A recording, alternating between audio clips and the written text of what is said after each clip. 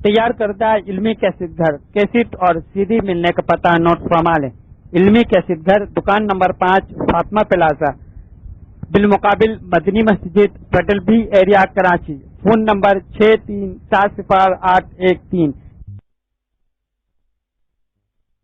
بسم اللہ الرحمن الرحیم،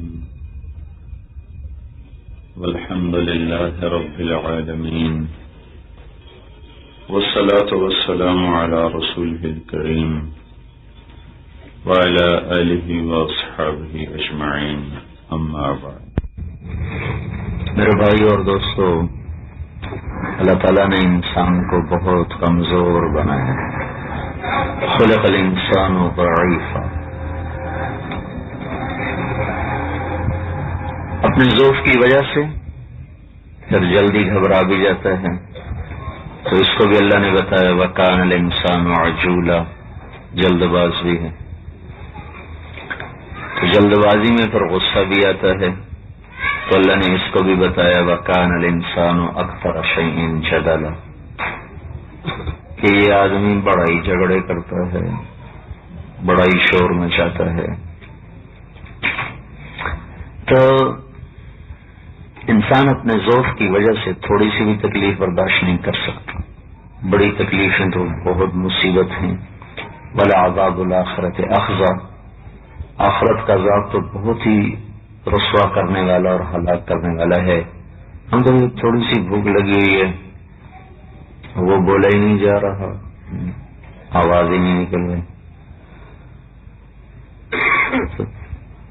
تو آخرت کی کیسے برداشت کریں گے؟ تو انسان یہ چاہتا ہے کہ وہ ہر غم سے بچے، ہر دکھ سے بچے، ہر درد سے بچے، ہر تکلیف سے بچے۔ یہ انسانی فطرت ہے۔ جو کون چاہے گا کہ مجھے درد ہو، مجھے دکھ آئے، مجھے غم آئے؟ کون چاہے؟ لہذا اس کے لیے وہ مختلف طریقے اختیار کرتا ہے، مختلف شکلیں اختیار کرتا ہے۔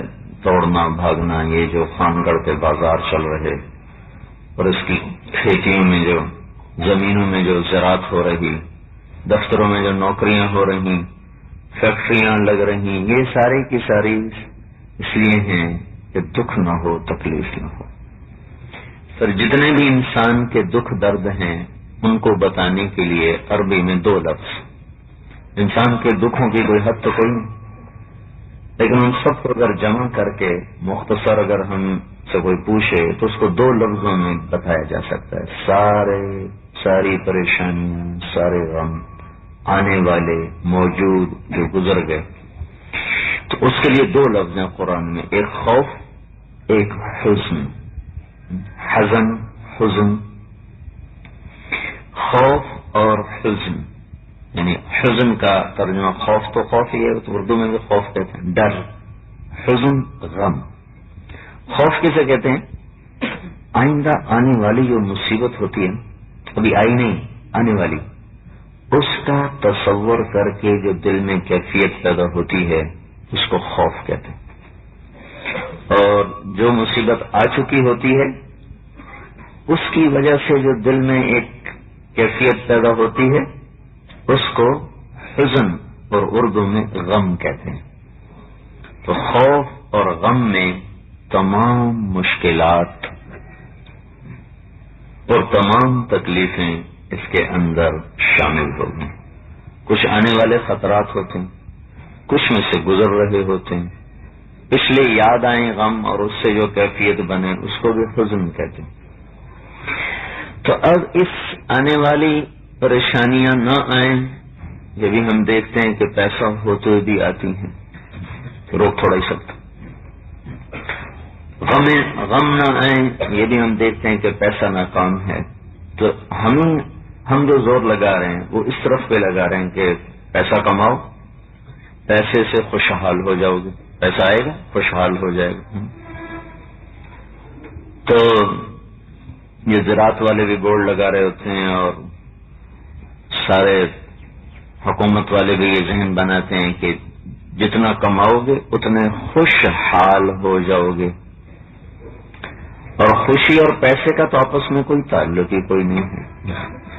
تو ایک راستہ تو وہ ہے جس پر ہم اپنے بچوں کو تیار کر رہے ہیں، بیٹا کماؤ، پڑھو پڑھو، نہیں پڑھو گے تو بڑی مصیبتیں اٹھاؤ، تجارت کرو، کاروبار کرو۔ ایک وہ ہے جو اللہ تعالیٰ نے ہمیں بتایا ہے کہ ہر قسم کا خوف اور ہر قسم کا غم یہ نکل جائے گا، قرآن کا نسخہ استعمال کر۔ قرآن کا نسخہ کیا ہے؟ الا ان اولیاء اللہ لا خوف علیہم ولا هم یحزنون۔ اب یہ قرآن ایک نسخہ بتا رہا ہے، وہ کیا کہہ رہا ہے کہ جو اللہ سے دوستی لگا لیں گے ان کے سارے خوف ختم، ان کے سارے غم ختم۔ اب چونکہ یہ بات قرآن پاک کی ہے لہذا قرآن خود اپنی ذات میں ایک دلیل بے بدل ہے۔ تو اب ایک تجربہ ہمارا، پیسہ آئے گا غم دور ہو جائیں گے، پیسہ آئے گا خوف دور ہو جائیں گے۔ ہماری جماعت امریکہ گئی سن 1998 میں، تو میں نے ایک جگہ پڑھا کہ آج کل جو امریکہ کا سب سے پیسے والا آدمی وہ بہت غمگین رہتا ہے۔ اور اس کو کیا غم ہے؟ اس کو غم یہ ہے کہ اب میں 50 سال کا ہو گیا ہوں تو پیچھے جو زندگی رہ گئی ہے وہ تھوڑی ہے، جو گزر گئی ہے وہ زیادہ ہے، تو یہ سب کچھ چھوٹ جائے گا، یہ سب چھوٹ جائے گا۔ اب بتاؤ اس غم کا کوئی علاج ہے؟ پیسہ تو بتایا امریکہ کا سب سے مالدار آدمی، تو اس غم کا کیا علاج ہوگا؟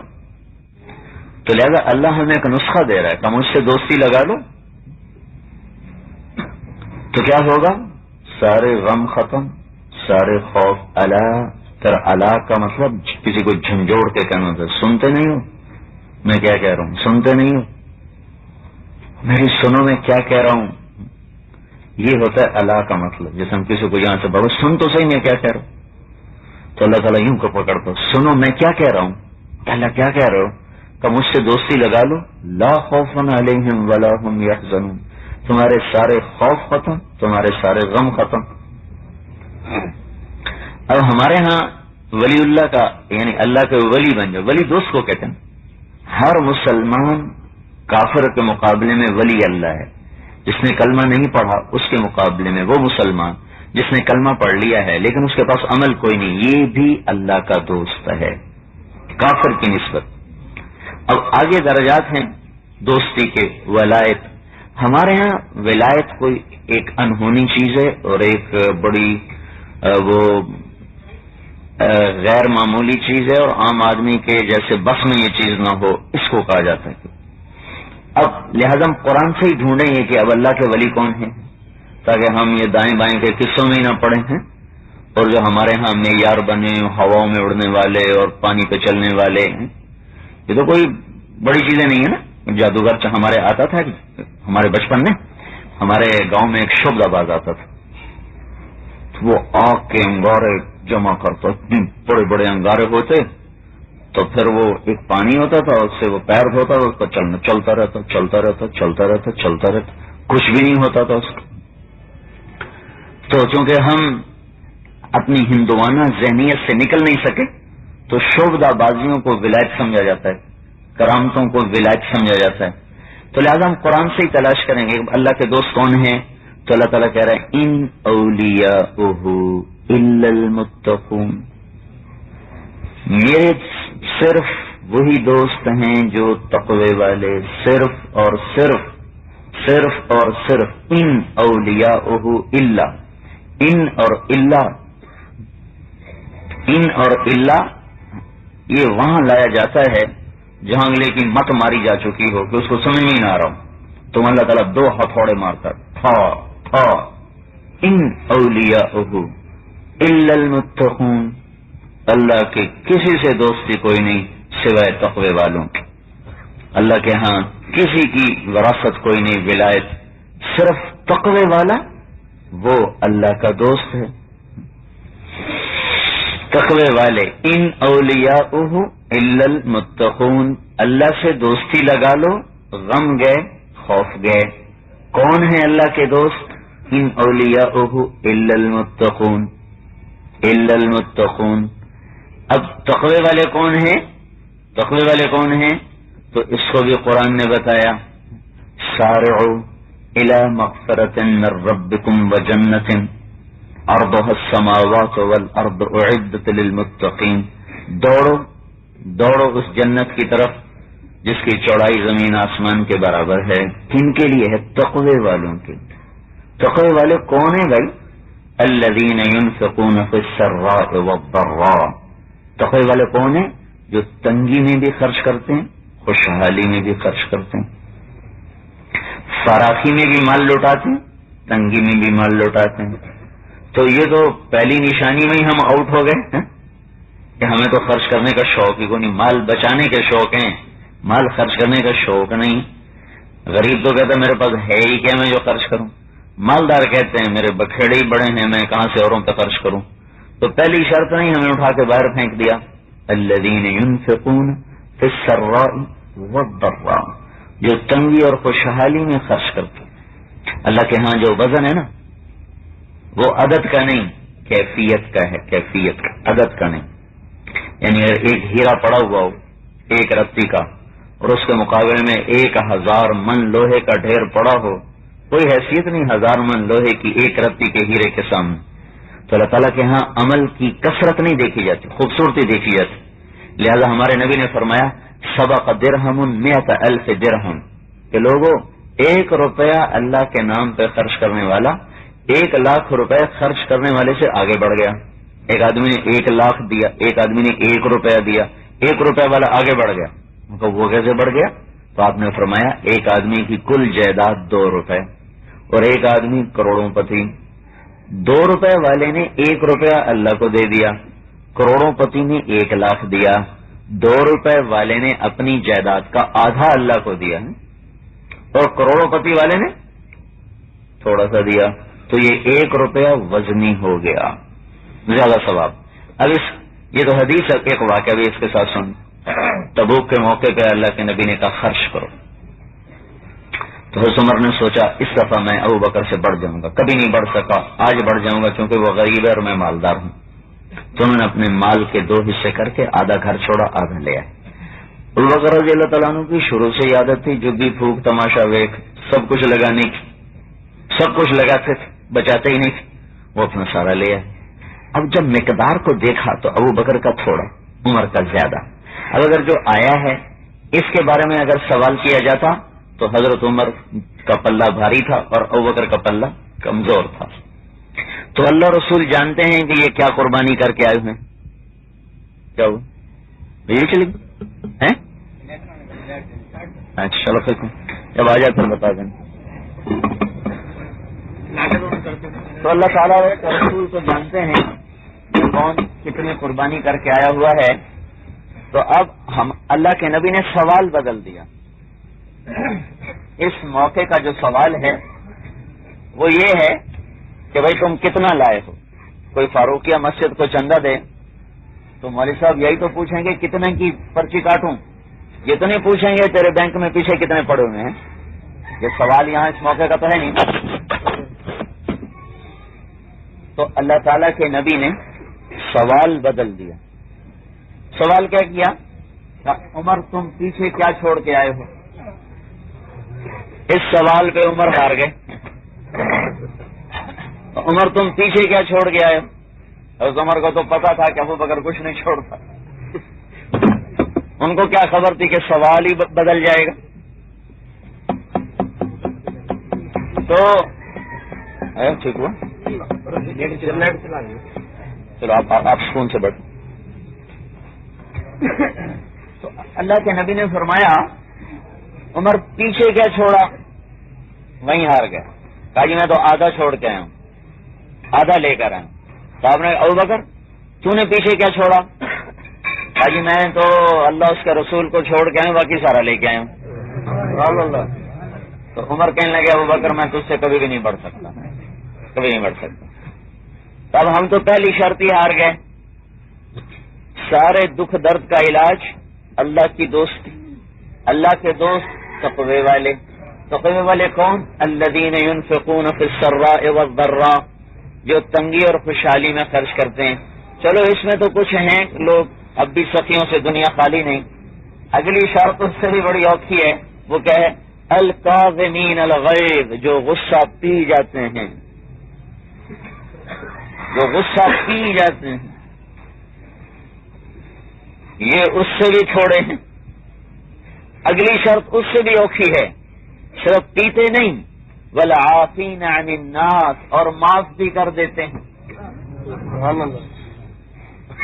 تو بھائی اب یہ اللہ تعالی ہمیں بتا رہا ہے، دوستی کا راستہ بتا رہا ہے کہ اللہ کو دوست بنا لو، سارے دکھ درد گئے، اس کے لیے تقوی اختیار کرو. آگے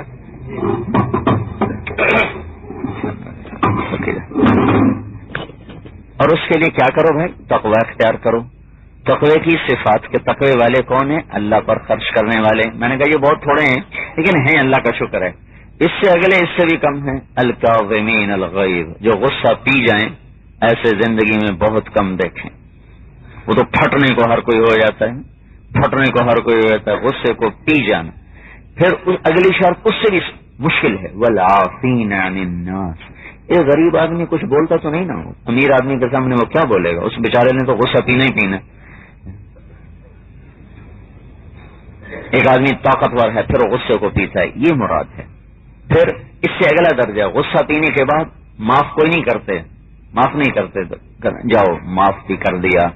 یہ تقوی والے ہو گئے. امام زین العابدین رضی اللہ تعالیٰ عنہ وضو کر رہے تھے تو ان کی باندھی کے ہاتھ سے لوٹا گرا اور ہاتھ پہ گرا، ہاتھ زخمی ہو گئے، وہ لوہے کے لوٹے زخمی. تو ان کو ایسے غصے سے دیکھا تو اس نے ایک دم یہ آیت پڑھی، الکاظمین الغیظ، غصے کو پی جانے والے.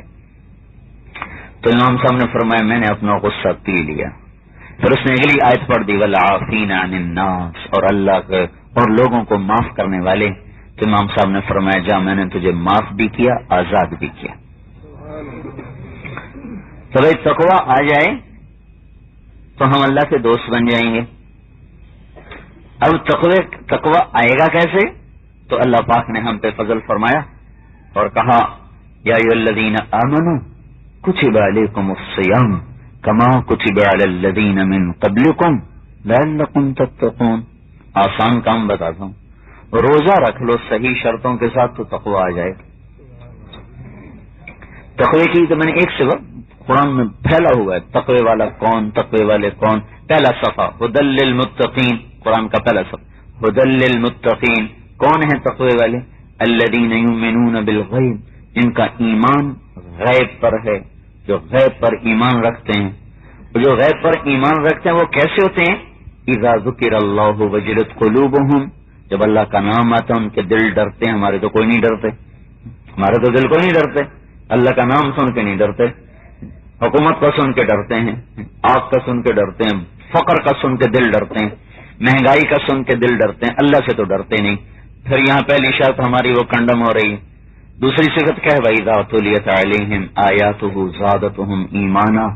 جب وہ قرآن سنتے ہیں تو ان کا ایمان ایسے ایسے ایسے بڑھنا شروع ہو جاتا ہے. اور تیسری کا شرط ہے وَعَلَىٰ رَبِّهِمْ يَتَوَكَّلُونَ، وہ اللہ پر یقین اور توکل رکھتے ہیں. یؤمنون بالغیب. دوسرا یقیمون الصلاۃ، نماز پڑھتے ہیں. وَمِمَّا رَزَقْنَاهُمْ يُنفِقُونَ، اللہ پر خرچ کرتے ہیں. وَالَّذِينَ يُؤْمِنُونَ بِمَا أُنزِلَ إِلَيْكَ وَمَا أُنزِلَ مِن قَبْلِكَ، جو آپ پہ جو اتارا گیا ہے کلام اس پر اور پچھلے پر ایمان لاتے ہیں، اس کی سمجھ رکھتے ہیں، اندھے نہیں ہیں. الذین اذا ذکروا بآیات ربہم لم یخروا علیہا صما وعمیانا، وہ اندھے ہو کے نہیں گزر جاتے. دیکھو نا کتنا دکھ ہوتا ہے کہ اب سارے ملک میں قرآن پڑھا جائے گا، پیچھے سننے والوں میں ایک کو بھی نہیں پتا کہ یہ کیا پڑھ رہا ہے. وہ عربی شعر و شاعری شروع کر دے تو پیچھوں کو کوئی نہیں پتا شعر پڑھی جانا کہ قرآن پڑھی جانا. تو یہ ہماری بہت بڑی بدنصیبی ہے کہ کلام الہی سننے کے بعد بھی ہمیں نہیں پتا کہ یہ کہنے والا کیا کہہ رہا. مگر آخرت ہم یوقنون، آخرت پر یقین رکھتے ہیں. ان ساری میں صرف اشارے کر رہا ہوں. تب یہ ساری چیزیں ہمارے اندر آ جائیں. اللہ تعالیٰ نے کہا روزہ رکھو، کتب علیکم الصیام، تم پر روزہ فرض ہے. کما کتب علی الذین من قبلکم، پہلوں پر بھی آدم علیہ السلام سے چلا رہا ہے. کیوں رکھیں؟ لعلکم تتقون. میں نے کہا تھا نا میری دوستی، مجھ سے دوستی لگاؤ. دوستی لگتی ہے تقوی سے، تقوی آتا ہے روزے سے. روزہ رکھو گے تو تمہیں تقوی نصیب ہو جائے گا، اور تقوی نصیب ہوگا تو اللہ کی دوستی نصیب ہو جائے گی. اللہ کے دوست بن جاؤ گے تو یہاں کے دکھ درد سارے ختم، سارے مصیبتیں چنی گئیں، ساری پریشانیاں چنی گئیں. تو کیا ہر روزے دار روزہ رکھنے سے تقوی والا بن جاتا ہے؟ یہ تو ہم دیکھتے ہیں کہ ذرا بھی زندگی نہیں بدلتی. روزے رکھنے والے کروڑوں ہیں، زندگی سینکڑوں کو بھی نہیں بدلتی. رمضان سے پہلے جیسے تھے، رمضان کے بعد بھی ویسے. رمضان کے درمیان تھوڑا سا خیال کر لیتے ہیں روزہ، ورنہ کوئی بھی نہیں خیال کرتا. تو اب اللہ کا وعدہ تو سچا ہے، جھوٹ نہیں ہو سکتا. ہم روزہ رکھنے میں جو اصول اور آداب ہیں ان کی رعایت نہیں کرتے، اس لیے ہمارا روزہ وہ نتیجہ نہیں دیتا جس کا اللہ تعالیٰ نے ہمارے ساتھ وعدہ کیا ہوا ہے. تو بھائیو، اب پہلی امتوں پر جو روزے تھے وہ بڑے مشکل تھے، ہمارے روزے بڑے آسان ہیں. پہلی امتوں کا روزہ 24 گھنٹے کا ہوتا تھا، افطاری سے افطاری. ہمارا روزہ ہے سحری اور افطاری، سحری اور افطاری. البتہ ایک اضافی چیز ہمیں ملی ہے، پہلی امتوں کو تراویح نہیں ملی تھی، ہمیں تراویح ملی ہے. پہلی امتوں کو یہ دولت نہیں ملی، اور یہ تو ہمارے لیے بڑی نعمت ہے کہ اللہ نے ہمیں رات کو نماز پڑھنے کی دولت نصیب فرمائی، جس میں ہر سجدے پر 1500 نیکی لکھی جاتی ہے، اور ہر سجدے پر ایک گھر بنتا ہے جس کے 60,000 سونے چاندی کے دروازے ہوتے ہیں، اور ہر سجدے پر جنت میں ایک درخت لگتا ہے جس کے نیچے 500 سال عربی گھوڑا دوڑ سکتا ہے. اور تراویح میں وقت کتنا لگتا ہے؟ 1 گھنٹے میں ختم. رات ہم نے 3 سپارے سونے، کوئی 1 گھنٹہ 20 منٹ، 1.5 گھنٹے میں ختم. تو پتہ بھی نہیں چلتا، اور منافع اتنا ہے کہ حد و حساب سے باہر ہے. تو اللہ تعالیٰ نے ہمارے لیے روزہ آسان کر دیا. ان کا روزہ چپ بھی تھا. انی نذرت للرحمن صوما فلن اکلم اليوم انسیا. حضرت مریم کہہ رہی میرا روزہ ہے، میں آج بات نہیں کر سکتی. ہمیں روزے میں بات کرنے کا بھی حکم ہے. ان کا روزہ تو سچ بھی بولتے تھے تو ٹوٹ جاتا تھا، ہمارا روزہ تو جھوٹ بولنے سے بھی نہیں ٹوٹتا، خراب ہو جاتا ہے، ٹوٹتا کبھی ہے. کتنا اللہ نے ہم پہ کرم کیا. وہ صحیح بولیں پھر بھی ٹوٹ جائے، ہم غلط بولیں پھر بھی نہ ٹوٹے. تو اللہ تعالیٰ نے ہمارے لیے روزہ آسان کیا. اب یہ جو روزہ ہے یہ تب اپنی صحیح طاقت دکھاتا ہے جب اس کو اس کے آداب کے ساتھ کیا جائے. تو صرف منہ باندھنے کا نام روزہ نہیں بھائیو، کھانے پینے سے رک جانا صرف اس کا نام روزہ نہیں ہے، بلکہ زبان کا روزہ. گالی نہ نکلے، غیبت نہ کرے، جھوٹ نہ بولے، چغلی نہ کھائے، لگائی بجھائی نہ کرے. زبان کو روکنا، 2 چیزوں کو روکنا بڑا مشکل ہے.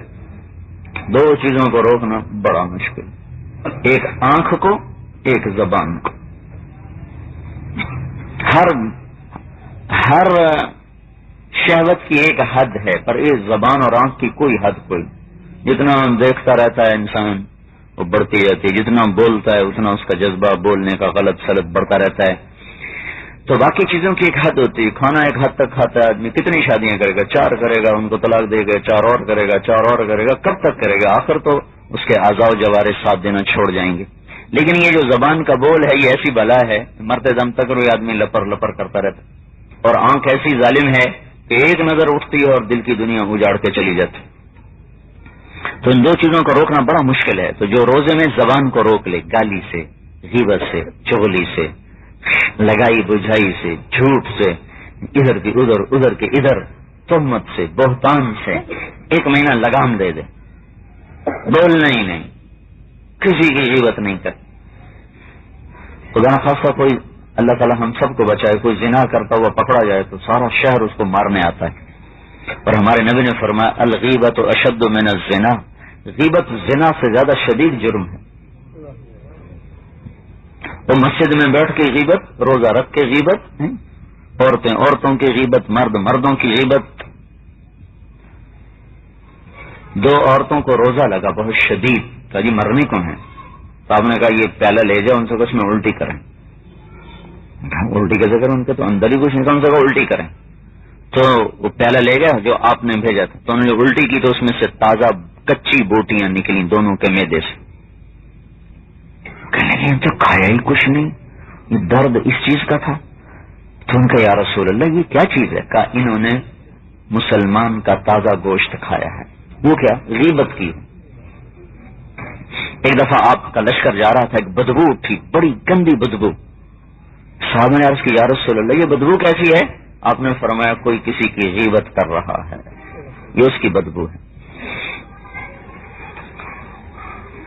تو غلط تولنے والے کو ہر کوئی گالیاں دیتا ہے اور غیبت کرنے والے کو کوئی بھی نہیں کہے تو کیا کر رہا ہے اللہ کے بندے.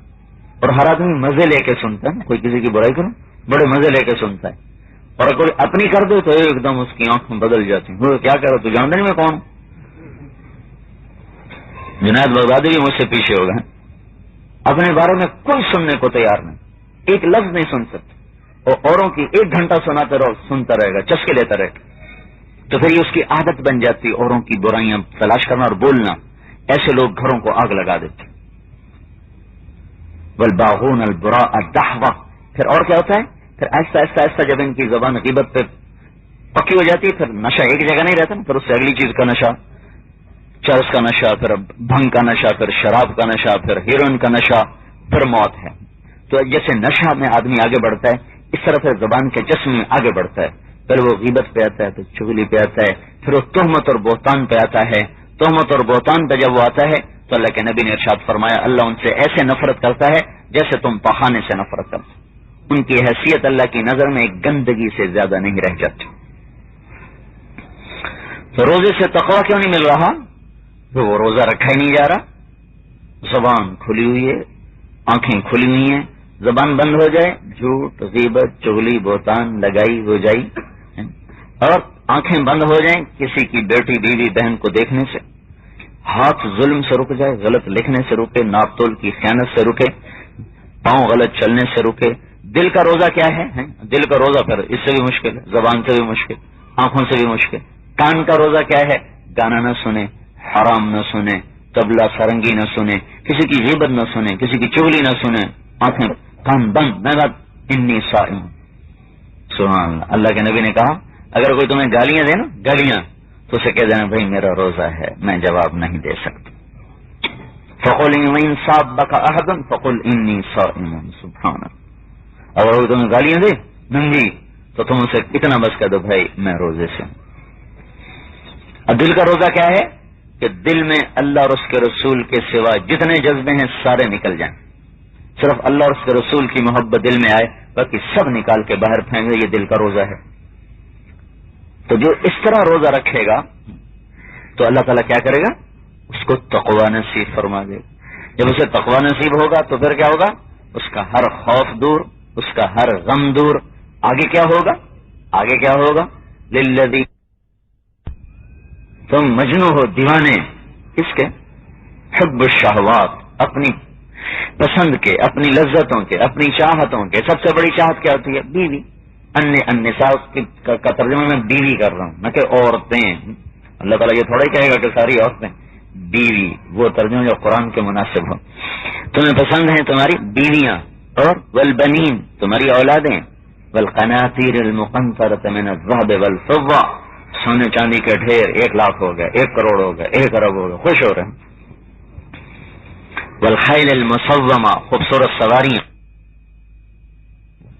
والانعام جانور، والحرث کھیتی، یہ تمہیں بڑی اچھی لگتی ہیں. لیکن یہ سن لو واللہ عندہ حسن المآب. یہ ہے سب کچھ کیا؟ یہ تو سب دنیا کا ساز و سامان ہے. ذالک متاع الحیات الدنیا، یہ متاع ہے، متاع الحیات. یہ سب کچھ سونا چاندی، کھیتیاں، گھوڑے، گاڑیاں، بلڈنگیں، عمارتیں، دولت، ریال، ڈالر، یہ سب جانور، گائے، بھینس، بکریاں، یہ ساری دولت، بیوی، بچے، اولاد، خاندان، یہ ساری حکومتیں، سرداریاں، یہ کیا ہیں؟ ذالک متاع الحیات الدنیا. متاع، متاع کسے کہتے ہیں؟ امام اسمعی ایک شخص گزرے ہیں جنہوں نے قرآن کی بڑی خدمت کی ہے. یہ ایک ایک لفظ کی تحقیق میں بدوؤں کے پاس جایا کرتے تھے اور ان سے ان لفظوں کا مطلب معلوم کرتے تھے. کس طرح؟ پوچھ کے نہیں بلکہ ان کے ساتھ رہنا شروع کر دیتے. پھر وہ انتظار کرتے کہ اب یہ اس لفظ کو کب اور کیسے اور کس جگہ بولیں، کیونکہ انسان سے جب پوچھا جائے تو کمی بیشی کرتا ہے اور اپنی فطرت میں بولے تو ہر لفظ اپنی جگہ پہ لاتا ہے. تو ایسے ایک قافلے کے ساتھ، بدوؤں کے ساتھ وہ چل رہے. وہ متاع لفظ کے مطلب کو تلاش کرنے کے لیے کہ متاع ویسے تو تھوڑی چیز کو کہتے ہیں نا، متاع تھوڑی چیز، دنیا کا متاع تھوڑی چیز. تو اس لفظ کو بدو کیا کہتا ہے؟ اس کے لیے جنگل میں گئے، صحرا میں ایک قافلے کے ساتھ رہنا شروع کر دیا. تو 1 دن 2 دن 10 دن مہینہ. تو ایک صبح ایک عورت برتن دھو رہی, برتن دھونے والی کچی نہیں ہوتی, وہ ٹاکیاں کٹھی کر لی, کچی کٹھی کر وہ اس سے صاف کر رہی تھی ان کر. تو اس نے وہ صاف کر کے پھر برتن کو پانیوں سے نکالنے کے لیے اس نے اس کو ایک طرف رکھا. اس کے ساتھ تھوڑا گھی لگ جاتا ہے, کوئی تھوڑے کھانے کے ذرے لگ جاتے ہیں. پیچھے سے کتا آیا, اس نے منہ مارا, اس کو اٹھایا اور لے کے دوڑا. تو اس عورت نے کہا اخذ المتا فر الى الجبل, وہ کتا آیا متاع لے گیا, متاع. تو سارے خانگڑھ کے باغات اور اس کی سیاستیں حکومتیں کیا ہیں, وہ کچی ہیں, وہ برتن دھونے والی ہیں. ذالک متاع الحیات الدنیا. تو اللہ تعالیٰ نے ہماری پسند کو گنا کر رکھا, یہ تو یہ ہے, یہ تو یہ ہے. تو یا اللہ تیرے پاس کیا ہے, کہ واللہ عنده حسن المآب, میرے پاس تو بڑی اعلیٰ چیز ہے. کس کے لیے ہے, وہ تقوی والوں کے لیے ہے.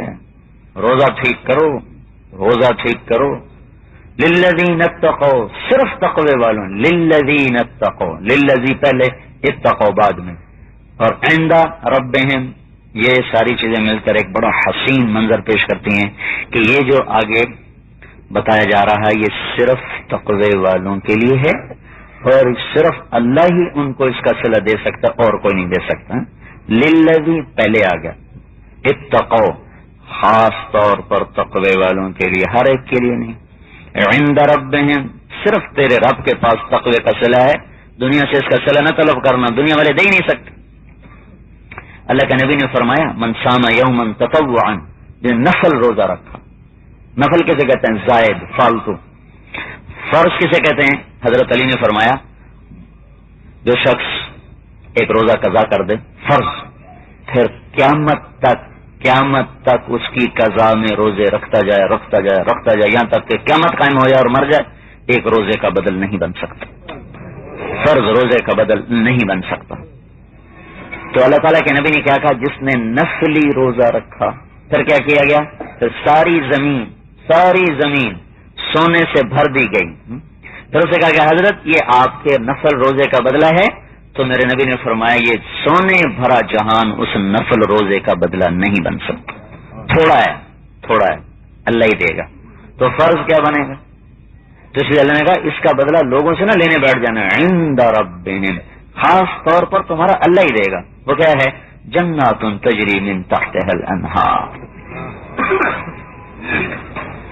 جنت. ایک دن میں نے سوچا جنت کا مطلب کیا ہو, لفظ جنت خود کیا مطلب ہے, باغ تو اس کا مرادی مطلب ہے.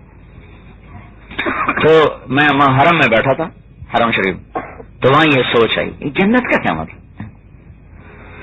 تو پھر وہ جنت وہ ایک دم وہ الفاظ میرے ذہن میں گھومتے تو پھر یہ آیا فلما جنہ اللیل, جب رات اس پہ چھا گئی. جنت کہتے ہیں چھا جانے والی چیز, کہ وہ وہاں اللہ کی رحمتیں چھائی ہوئی ہیں, اور جنت نے ان رحمتوں کو ایسے ڈھانپا ہوا ہے. جنات وہاں کیا, تجری من تحت الانہار, جہاں نہریں بہتی ہیں. جہاں بھی جنت کا ذکر آتا ہے وہاں پانی کا ذکر اکثر ہے, زیادہ مگر یہاں بھی دیکھ لیں اللہ تعالیٰ پانی کا ذکر کرتا ہے, نہریں. پھر مجھے خیال آیا کہ اللہ تعالیٰ نہریں کیوں کہتا ہے, نہر. تو پھر مجھے خیال آیا کہ دنیا میں جتنا حسن ہے پانی کا تو فعل ہے. پانی نہ ہو تو ہم ایک دوسرے کی شکلیں نہیں دیکھ سکتے. حسین سے حسین جوان, حسین سے حسین عورت نہائے نہیں, پھر دیکھو اس کے ساتھ کیا ہوتا ہے. کپڑے نہ دھوئے تو کیا ہوتا ہے, اور کھیتیوں کو پانی نہ ملے تو کیا ہوگا, گھروں میں پانی نہ گراؤ تو کیا ہوگا. جتنا حسن ہے سارا پانی کے تو فعل ہے. تو یہ اللہ کہتا ہے نا نہریں ہیں, یہ اس بات کی طرف اشارہ ہے میرے بندے, بڑا حسین گھر تیرے لیے بنا ہے. یہ جو مالدار لوگ ہوتے ہیں نا, ان کے گھر ساحل سمندر پہ ہوتے ہیں. ساحل سمندر کی طرف جن گھروں کا رخ ہوتا ہے اس کی قیمت دوسرے رخ کے جو گھروں کے مقابلے میں 5-10 لاکھ زیادہ ہوتی. تو اللہ تعالیٰ کہہ رہا تمہیں پتا ہے میں تمہیں کہاں لے جاؤں گا, جنات تجری من تحتها الانہار, نہریں ہوں گی اور اس پر کناروں پر تمہارے گھر ہوں گے. تمہارے گھر کیا ہوں گے, خیمے کو سن لو پھر گھر کا خود اندازہ لگا لو. یہ ہمارے ہاں خانہ بدوش نہیں ہوتے, خیمے لگاتے, یہی خیمہ ہوتا ہے. میں نے بادشاہوں کا خیمہ بھی دیکھا. وہ گئے ہم دبئی میں, تو زید بن سلطان کا العین میں زید بن سلطان کا جو بیٹا ہے اس کے خیمے میں گئے، تو اتنا بڑا تھا جتنا یہ ہے، بس اس سے زیادہ کیا ہو. تو ہمارے نبی نے فرمایا جنت کا خیمہ 60 میل لمبا 60 میل چوڑا، 60 میل لمبائی چوڑائی میں ایک موتی کا خیمہ. علی پور سے جتوئی کتنا ہے؟ علی پور سے یہ مظفر گڑھ تو اتنا تو ہوگا ہے، 60 میل تو ہوگا ہے، 60 کلومیٹر ہو تو پھر تھوڑا ہوا ہے، 80 کلومیٹر ہے، 80 کلومیٹر سے بھی زیادہ، 50 کا 80 ہوتا ہے. تو یہ ایک خیمہ ہے اور ایک موتی کا ہے اور بے جوڑ موتی کا ہے. تو جس جنت کے خیمے 60 میل لمبے چوڑے ہوں تو گھر کتنے بڑے ہوں گے اور محل کتنے بڑے ہوں گے. تو جو صحیح ترتیب کے ساتھ روزہ رکھے، وہ جو میں کہہ رہا ہوں روزہ جو میں نے ابھی بتایا، اس کو جو اللہ تعالیٰ جنت میں گھر دے گا، وہ گھر ایسا ہے کہ اگر ساری دنیا اس گھر میں رکھی جائے تو یوں نظر آئے گا جیسے پوری دنیا میں ایک بکری کھڑی ہوئی نظر آتی. جنات تجری من تحتها الانہار، نہریں، اور کیا ہے، اور کیا ہے، وازواج مطہرہ، اور پاک پاکیزہ بیویاں، مطہرہ پاک کس سے؟ موت سے. کس سے پاک؟ بڑھاپے سے. کس سے پاک؟ بد اخلاقی سے. کس چیز سے پاک؟ لڑائی جھگڑے سے. کس چیز سے پاک؟ بدصورتی سے. کس چیز سے پاک؟ ہر قسم کی گندگی سے، خون سے، حیض سے، پیشاب سے، پخانے سے. کس چیز سے پاک؟ ہر قسم کی میل اور کچیل سے. کس چیز سے پاک؟ ہر قسم کے ساتھ ٹوٹ جانے سے اور وفائیں بدل جانے سے. جس جس چیز کا نام عیب ہے اس سے وہ پاک. ازواج مطہرہ، ازواج مطہرہ، پاکیزہ بیویاں. کیسی بیویاں ہیں؟ ان کو تھوک تو خود عیب ہے، تھوکنا عیب ہے، لیکن اگر جنت کی عورت کو تھوک آ جائے تو ایسے سمندر میں تھوک ڈال لیں تو 7 سمندر شہد سے زیادہ میٹھے ہو جائیں. وہ تھوکتی کوئی نہیں، تھوکنا تو عیب ہے. اگر تھوکے، کسی طرح کوئی لعاب بنا کے تھوکے تو 7 سمندر شہد بن جائیں. سمندر کا پانی کتنا کڑوا تھا، اور سمندر کا سفر پتہ نہیں آپ نے کیا کہ نہیں کیا. میرا ایک سفر ہوا ہے اور وہ بھی کوئی اتنا بڑا سمندر نہیں تھا، 4 گھنٹے کا سمندر تھا، اور اس کے حد نگاہ تک کچھ نظر نہیں آتا تھا. تو میں نے سوچا ایک تھوک 7 سمندر میٹھے کر دے تو اس کا بول کیسا ہوگا. اور کیا ملے گا؟ ورضوان من اللہ، جو سب سے اعلیٰ چیز ہے، اللہ کی رضا. ورضوان من اللہ، اللہ پاک کی رضا. واللہ بصیر بالعباد، اللہ کو پتہ ہے تقوی والا کون ہے اور غیر کون ہے. تو میرے بھائیو، یہ روزہ کوئی معمولی عمل نہیں جو اللہ نے ہم پر، جس کا فیضان فرمایا اور ہمیں دیا. یہ دنیا اور آخرت کے بے شمار مسائل کو حل کرتا ہوا نظر آتا ہے، اور اللہ تعالیٰ کے قرب کا یہ ذریعہ ہے، اور اللہ تعالیٰ کے دربار میں تقوی دلانے والا ہے. لیکن ہماری مشکل یہ ہے کہ ہم سے ویسا رکھا نہیں جاتا جیسے اللہ تعالیٰ ہم سے مطالبہ کرتا ہے. گھر، کاروبار، دفتر، تو اس لیے ہم تو کہتے ہیں بھائی اللہ کی راہ میں نکل جاؤ. ہمیں تو یاد ہی نہیں کہ کب رمضان گھر میں گزرا تھا، کچھ یاد نہیں. جب سے تبلیغ میں لگے ہیں بس ایک رمضان میرا گھر میں گزرا 32 سال میں، اور جو میں بیمار ہو گیا تھا تو مجھے وہ رمضان گھر میں ٹھہرنا پڑا. نہیں تو یہی سوچ کے، پتہ کس لیے؟ کہ اس روزے کی جو قدر دانی ہے وہ گھر میں ہوتی نہیں. کوئی نہ کوئی غیبت ہو ہی جاتی، کوئی نہ کوئی واہیات منہ سے نکل جاتا ہے، کوئی فضول کام ہو جاتا ہے، کوئی فضول عمل ہو جاتا ہے.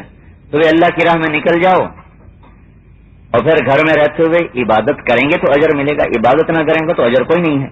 اور کتنی کو ہم کریں گے، نفل بھی نہیں پڑے جاتے زیادہ، تلاوت بھی نہیں ہوتی زیادہ، ذکر بھی زیادہ نہیں ہوتا. مگر بھائی اللہ کے نام لگ جاؤ، اللہ کے راستے میں نکل جاؤ، کیا ہوگا؟ سویا ہوا بھی اجر لکھا جا رہا. ایک شخص آئے، کہنے لگے یا رسول اللہ کیا خیال ہے اگر میں اپنے مال میں سے کچھ مال اللہ کی راہ میں خرچ کروں تو مجھے اللہ کی راہ میں جانے والے کا ثواب مل جائے گا؟ تو آپ نے فرمایا تیرا کتنا مال ہے؟ وہ کہنے لگا میرے پاس 6000 ہے. 6000 بڑی دولت تھی اس دور میں. تو آپ نے اسے ارشاد فرمایا اگر تو سارے کے سارے بھی خرچ کر دے تو جو آدمی اللہ کی راہ میں سویا ہوا ہے تو اس کا ثواب بھی نہیں لے سکتا. تو بھائی ہم نے تو یہ گر سے پلے باندھ لیا کہ بھائی رمضان کی گھر میں قدر تو ہوتی نہیں، اللہ کی راہ میں نکلو، کمائی کا وقت ہے، جنت کے دروازے کھل چکے ہیں، دوزخ کے بند ہو چکے ہیں، اللہ کا عرش پہلے آسمان پہ آ چکا ہے. ایک فرشتہ اعلان کر رہا ہے یا باغ الخیر اقبل و ابشر، اے بھلائی کرنے والے تجھے مبارک ہو اور زیادہ کر. اور دوسرا فرشتہ اعلان کرتا ہے یا باغ الشر یمم و اقصر، اے برائی کرنے والے اب بس کر اور پیچھے ہٹ، اب بس کر اور پیچھے ہٹ. اور اللہ پاک کی طرف سے اعلان ہو رہا ہے کوئی لینے والا، کوئی معافی مانگنے والا، کوئی توبہ کرنے والا ہے، کوئی ہے، کوئی ہے، کوئی اعلان عام ہے. اس لیے آپ نے فرمایا بدبخت ہے وہ آدمی جس کو رمضان ملا پھر اس کی بخشش نہ ہوئی. دریا پہ پیاسا واپس آ جائے، دریا پہ پیاسا جو سونے کی کان سے خالی تھالا لے کر آ جائے تو بڑا ہرا ہوا نصیب ہے اس کا. لیکن بھائیو، 4 آدمیوں کی اس انعام اور اکرام کی بارش میں بھی بخشش کوئی نہیں. 4 آدمی نہیں بخشے جاتے، رمضان میں بھی نہیں بخشے جاتے. 4 آدمی شراب پینے والا، اس کی رمضان میں بھی بخشش کوئی نہیں. ماں باپ کا نافرمان، اس کی رمضان میں بھی بخشش کوئی نہیں. دل میں بغض رکھنے والا، ویر رکھنے والا، جس کہتے ویر رکھنے والا، اس کی رمضان میں بھی بخشش کوئی نہیں. اور اپنے رشتہ داروں سے بدتمیزی کرنے والا، ماں اور باپ کے جو رشتے ہیں، بہن بھائی، خالہ اور خالو اور چاچا اور چاچی اور ماما اور ممانی، یہ جو قریب کے ماں باپ سے جو رشتے بنتے ہیں، ان کے ساتھ جو بدتمیزی کرتا ہے اس کی بھی بخشش نہیں ہوتی. اللہ تعالیٰ فرماتے ہیں مؤخر کر دو، جب ان چیزوں سے توبہ کر لے گا اس کو بھی معاف کر دیا جائے گا. تو بھائی ہم تو آپ کو بہترین نسخہ بتاتے ہیں رمضان گزارنے کا کہ تبلیغ میں نکل جاؤ. بہترین رمضان، سوئے ہوئے بھی عبادت، سویا پڑا تو بھی عبادت. تو عبادت کرے گا تو وہ اتنے گنا زیادہ ہو جاتی ہے کہ اللہ کی راہ کی ایک گھڑی ہے، موقف ساعۃ فی سبیل اللہ خیر من قیام لیلۃ القدر عند الحجر الاسود خیر من القیام. ابو ہریرہ روایت کرتے ہیں ایک گھڑی 20 منٹ کی ہوتی ہے، اللہ کی راہ میں چلے جانا شب قدر 1000 مہینوں سے بہتر ہوگی. پھر فرمایا حرم کی ایک نیکی 1,00,000 نیکی کے برابر ہوگی. پھر حرم میں کوئی آدمی حجر اسود کے سامنے کھڑا ہو تو وہ نیکی اور طاقتور ہوگی. تو ایک شخص حجر اسود کے سامنے بیت اللہ کے اندر لیلۃ القدر میں، جو مغرب سے شروع ہو جاتی ہے، لیلۃ القدر تو دن چھپا شروع ہوگی، صبح صادق تک، مغرب سے لے کر صبح صادق تک کھڑا نفل پڑ رہا ہے تو 1,00,000 کا 10 لاکھ اور کروڑ اور 10 کروڑ 10 کروڑ مہینے ہو گئے بندگی کے. حرم شریف میں شب قدر گزارنا 10 کروڑ مہینوں سے بہتر. 1000 مہینہ 83 سال کا، تو 10 کروڑ مہینے کتنے سینکڑوں سال کے. تو اللہ کے نبی نے کہا ایک گھڑی رب کی راہ کی اس سب سے افضل ہے، ایک گھڑی. تو بھائی آپ بھائیوں کی خدمت میں گزارش ہے، اپنے روزے کو قیمتی بنانا ہے تو اللہ کی راہ میں نکلو، تبلیغ میں پھرو. اللہ تعالیٰ نے اسی مہینے میں قرآن اتارا، اسی مہینے میں زبور کو، اسی میں تورات کو، اسی میں انجیل کو، اسی میں ابراہیم علیہ السلام کے صحیفوں کو، اسی میں اللہ تعالیٰ نے اپنے نبی کو نبوت سے سرفراز فرمایا. اس مہینے کو نسبت ہے اللہ کے علم سے، اللہ کی ذات سے، علوم نبوت سے. یہ گھر بیٹھ کے گزارنے کا مہینہ نہیں ہے، بلکہ اللہ پاک کی راہ میں پھرنے کا مہینہ ہے. خیر و برکات کے دروازے کھولیں گے کہ ہم اللہ پاک کو راضی کرنے والے بن جائیں. تو ہماری تو آپ بھائیوں کی خدمت میں ہم دردانہ گزارش یہ ہے کہ یہ رمضان آپ اللہ کی راہ میں لگاؤ، تبلیغ میں لگاؤ، انشاءاللہ بڑا فائدہ ہوگا. چلہ ہو جائے تو سب سے اعلیٰ چیز ہے، 4 مہینے ہو جائیں، یعنی تو کم از کم پورا رمضان تو لگا لو. تو اللہ تعالیٰ اپنے فضل و کرم سے وہ کچھ دے گا جو گھر بیٹھ کے کروڑوں برس بھی کوئی لگا رہے تو نہیں پا سکتا. تو اب بھائی افطاری کا وقت بھی قریب ہے، تو اس کے لیے بتاؤ بھائی کون بھائی تیار؟ نام جی بھائی محمد صدیق صاحب، 1 چلہ نقد، اللہ جزائے خیر دے. ہاں جی محمد اظہر صاحب 1 چلہ جی. جی جی ریاض حسین صاحب چلہ نقد ماشاء اللہ. اور جی فرمائے جی ماشاء اللہ. کون بھائی ہمت کرتا ہے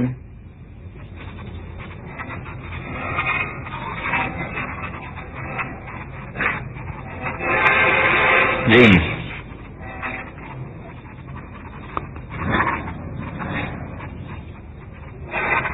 بہترین مصرف اللہ کی راہ میں نکلنا، روزے کی حفاظت، ایمان کی حفاظت. جی بھائی کون ہمت کرے گا جی؟ ہے جی محمد عدنان. نقد ماشاء اللہ، واہ بھائی واہ. اور کون ہمت کرتا ہے بھائی؟ ہے جی نظر عباس صاحب جی. کیا بتایا انہوں نے؟ ماشاء اللہ ماشاء اللہ. 6 ہو گئے. یہ 6 ہو گئے. اور بھائی 10 آج ہی پورے کر دو. جی اور کون بھائی کرتا ہے جی ہمت؟ رمضان اللہ کے راستے میں گزرے، عید اللہ کی راہ میں ہو. جی بھائی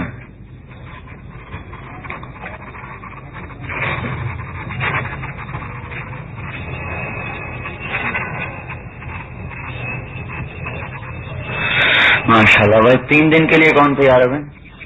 کل سے 3 دن. کل بیان کے بعد ہی عشاء کی جماعت بنا لینا، لیکن ارادہ تو کر لو.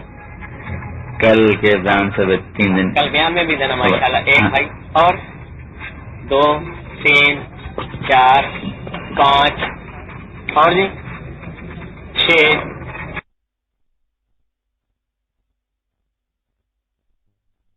تیار کردہ علمی کیسٹ گھر، کیسٹ اور سی ڈی ملنے کا پتہ نوٹ فرما لیں. علمی کیسٹ گھر، دکان نمبر 5 فاطمہ پلازا، بالمقابل مدنی مسجد، federal be area, Karachi. Phone number 63400813.